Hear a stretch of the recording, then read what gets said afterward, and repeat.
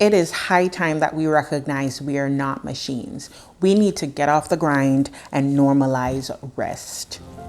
Welcome to Breathe and Bloom, where we talk about how to invest in the different areas of our lives so that we can bloom, grow, and thrive in all of them. In this video, I'm going to talk about why we need to reject overworking and make rest normal again. I'm going to share some quotes from the NAP ministry about how we can unlearn some of the unhealthy ways that we view rest. And I'm going to talk with you about the psychology of rest and why rest is absolutely crucial for success and creativity. And then I'm going to share my reaction to some of my subscribers' comments about rest. You want to stay tuned to the very end because I might be talking about you. All right, let's jump right into it. How do you feel about rest? You are exhausted physically and spiritually because the pace created by this system is for machines and not a magical human being. You are enough. Rest.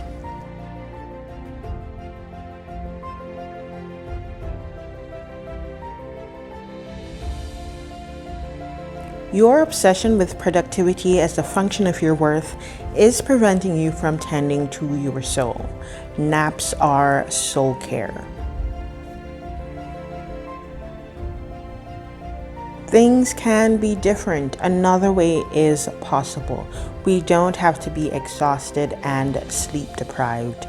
We can choose to rest.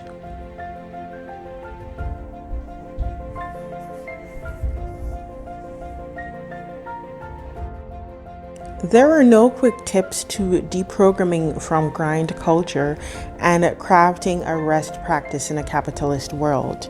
Maybe that's part of the problem. We want quick magic bullets all the time.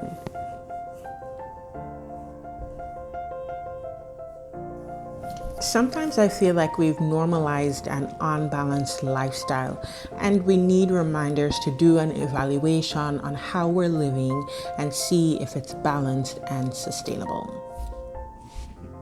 Balance is something it seems that most of us search for, but it just seems to escape us. We too often mistakenly believe that taking time to recharge means we're being lazy.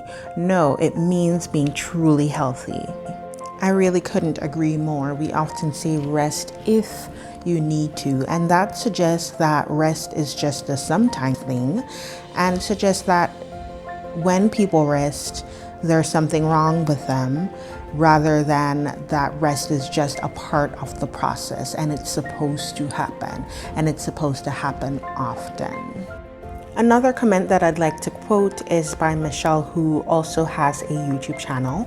And she says, "The Lord has been hitting me again and again about whatever your hand finds to do it all with your might." And I know as a believer that doesn't mean give it all your physical strength, but it means your diligence, respect, and dignity as if unto the Lord. Taking time to refocus on one of those 5 balls will indeed strengthen all the other areas. And she commented on a video in which I talked about the 5 balls that most people have to juggle in life, and the fact that 2 of those balls are made of glass while the rest are made of plastic.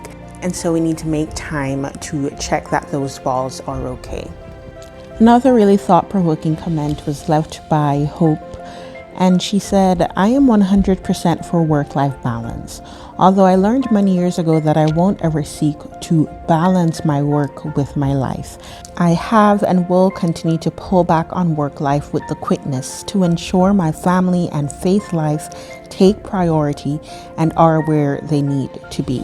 I totally understand and agree to taking time to quietly reflect, recharge, and renew for the new year."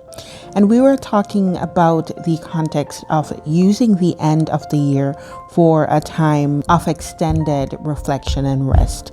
But I want us to return to the importance of resting and making time to recharge on a daily basis, multiple times a day, perhaps. It's time to give intentional, intelligent rest a chance. 2 major findings of research so far are: 1, overworking is harmful to our health, creativity, and productivity. Overworking can lead to a range of physical and mental health problems, from poor sleep and increased chance of stroke to a greater chance for depression, anxiety, and even suicide. Fatigue also hinders our creative activity. Various studies indicate that most productive scientists spend only about 10 to 20 hours a week on creative work. As an example, Darwin split his day into morning and evening work, doing about 4 hours total. G.H. Hardy, one of the greatest mathematicians of the 20th century, worked in a 4-hour stint in the morning. Anthony Trollope, a well-known novelist, wrote 2,500 words a day between 5:30 and 8:30 a.m. We'll come back to this idea of productivity and time of day and maximizing productivity in another video. The point I want to make here is that these successful, highly intelligent, famous years after they have passed creatives prioritize both work and rest. And so I want to ask, do you? Are you overworking? Are you trying to do 40 hours to put food on the table and an additional 40 hours to work on your passion or dream? And is that realistic? Will that lead to burnout and mental health and physical issues? The second major finding about rest and productivity that I'd like to talk about is that rest is helpful and critical. Rest periods are required for our brains and bodies to record and maintain gains of intense activity. So you spend 2 hours, thinking about this thing, writing about this thing. Your brain needs a little time to process and record this. Sleep is a special kind of rest where muscle and mental memory are sifted, refined, and recreated. But breaks as short as 60 seconds periodically throughout the day are also important. Are you sleeping enough? Are you taking enough breaks? And I am preaching to the choir, because while I do sleep enough, I do not currently, but I'm gonna grow, take enough breaks throughout the day. I hope that this video has inspired you to reflect on your relationship with rest, and that you will be intentional about unlearning any negative views and mindsets that you have about rest, and that you'll be intentional about making time to rest every day. I pray that you will continue to breathe and to bloom, which simply means that you will do what you need to do to take the very best care of you. If you have not yet, please be sure to like this video and to subscribe. And as usual, I'd love to hear your thoughts down in the comments section.